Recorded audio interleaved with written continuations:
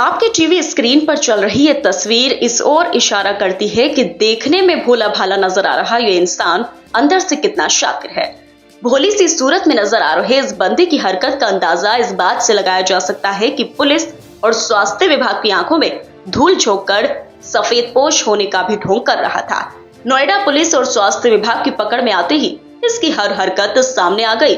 Noida police द्वारा स्वास्थ्य विभाग की शिकायत पर इसके खिलाफ कार्यवाही करते हुए इसके कारनामों की पड़ताल भी शुरू कर दी गई है। आपको बताते चलें कि अनीश नाम का यह बंदा थाना भोजपुर के गांव बहेड़ी ब्राह्मण का रहने वाला है और नकली दवाइयों की हेराफेरी और कॉपीराइट एक्ट में पहले भी जेल की हवा खा चुका है। इन दिनों नोएडा और उसके आसपास के क्षेत्र में बड़े पैमाने पर इसके द्वारा स्वास्थ्यवर्धक आयुर्वेदिक दवाइयों को बाजार में बेचा जा रहा था। जिस कंपनी का रैपर लगाकर अनीस मार्केट में दवाइयां बेच रहा था, उस कंपनी के मैनेजमेंट के द्वारा खुफिया तरीके से सूत्र लगाए गए। सूत्रों की निशानदेही पर नोएडा स्वास्थ्य विभाग द्वारा नोएडा के सेक्टर 10 में छापामार कार्रवाई की गई, जहां का मंजर देख अधिकारी भी हैरान रह गए, क्योंकि पूरी फैक्ट्री की तरह एक बड़े से मकान में काम चल रहा था। शिकायतकर्ता द्वारा बताया गया कि वह आयुर्वेदिक कंपनी चलाते हैं जो भारत सरकार से रजिस्टर्ड है और अपने हर प्रोडक्ट का वे भारत सरकार से लोगो पास कराते हैं और दवाई का पैटर्न भी पास कराते हैं। उनको सूचना मिली थी कि उनके नाम का रैपर लगाकर कुछ लोग नकली दवाइयों को बाजार में उतार रहे हैं। गुप्त सूत्रों के मुताबिक उन्होंने जब नकली दवाइयों को बनाकर मार्केट में बेच रहे माफियाओं का पीछा किया तो वह हैरान रह गए। कड़ी से कड़ी जोड़ते हुए नोएडा में एक ऐसी फैक्ट्री को पकड़ा गया जहां पर उनकी कंपनी के रैपर को नकली दवाइयों पर लगाकर काम को किया जा रहा था। नोएडा स्वास्थ्य विभाग और नोएडा पुलिस के सहयोग से की गई छापामार कार्रवाई में अनीश अहमद नाम का ये बंदा पुलिस द्वारा हिरासत में लिया गया। नोएडा के सेक्टर 10 में अवैध रूप से चल रही फैक्ट्री पर कार्यवाही कर दी गई। स्वास्थ्य विभाग के द्वारा कई अन्य कंपनियों के प्रोडक्ट पर भी इसके द्वारा रैपर लगाकर नकली दवाइयां बनाने का काम किया जा रहा था।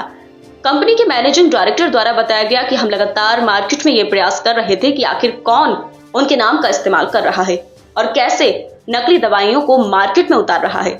कड़ी से कड़ी जोड़ते हुए वह जब नोएडा के सेक्टर 10 इस फैक्ट्री में पहुंचे तो वहां पर लाखों रुपए की दवाइयां पुलिस के हाथ लगी।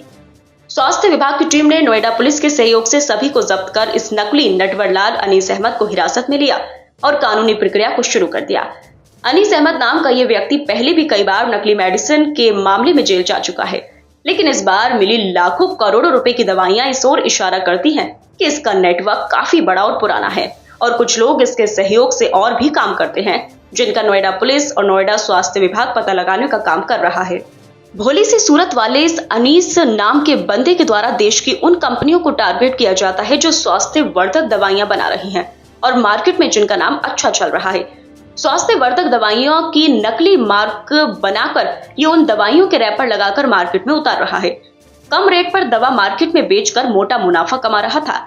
आज नोएडा पुलिस द्वारा इस व्यक्ति के खिलाफ भारतीय न्याय संहिता की धारा 318/4, 338, 336/3, 340/2, कॉपीराइट अधिनियम की धारा 63, कॉपीराइट की धारा 64, औषधि और प्रसाधन सामग्री अधिनियम की धारा 18/A, औषधि और प्रसाधन सामग्री अधिनियम की धारा 27 के अंतर्गत धाराओं में कार्रवाई कर दी गई है।